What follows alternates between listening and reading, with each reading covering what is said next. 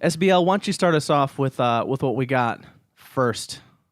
Daniel Bryan. That's what really matters here in this entire podcast is Daniel Bryan returns to the ring, gets his ass beat, but the fact that he's taking bumps means that we're in a pretty good place right now. I agree. The fact that he took that bump on the side of the apron, I mean, even though Sami Zayn kind of guided him down to make sure his head was safe. It was the most gentlest of bumps. It was.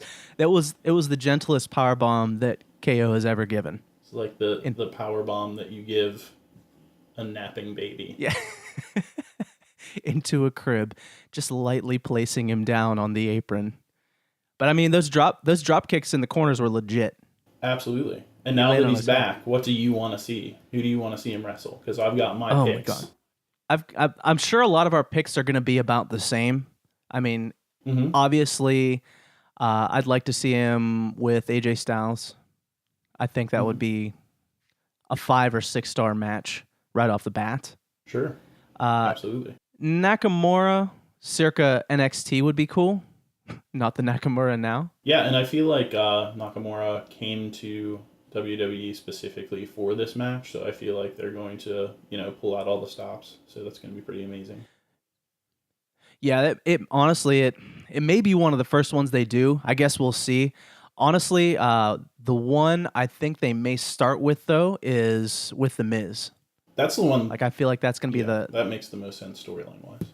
Just because of the whole, talking smack promo that turned into a shoot that Miz cut on him. So I think, honestly, that'll be the first storyline after all this WrestleMania stuff dies down. Yeah, and speaking of which, what are the odds you think Shane McMahon actually makes it to WrestleMania?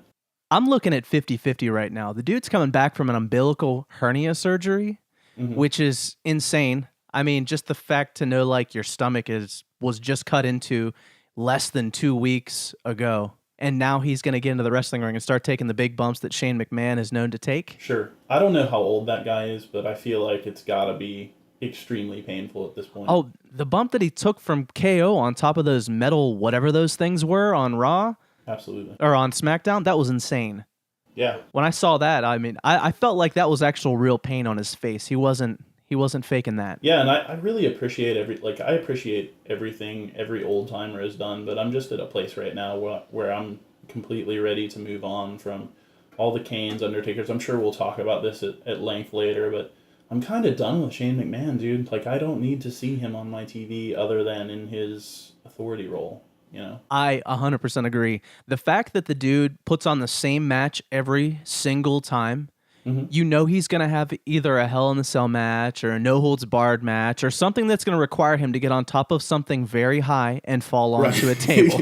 Exactly. He's going to have a match that's entirely built around one huge spot. It's it. It's going to make people freak out. I'm sure we both remember the Undertaker match. One spot. The rest of that match was plotting and boring because neither guy can move. They're all, they're all 50 years old now. Exactly. It's done, man.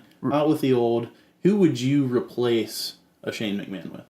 Right now, see I'm on the fence because there's a few guys I'd like to see hop into that role. First off, I know you just said Kane, but I think it'd be hilarious if Kane came back and revived Team Hell No. For comedy bits, sure. For comedy. He's not going to wrestle a match. You know what I mean? He's not going to get... We saw him try to wrestle a match on Monday. It was rough. It was super rough. It's getting pretty rough. You didn't scream, boom, shakalaka. You didn't howl at the moon. Paul, say something stupid. Baloney, fudge, and mustard. My life is being ruined by the internet. I'm here to stay. Make a good lucha thing. Where's my fucking champ? This will be the moment, starting now, of the genesis of McGillicuddy. We're going to the top of the totem pole. This is the Wrestling Botchcast with your hosts, Scotty the Brain and Sean Bradshaw Layfield.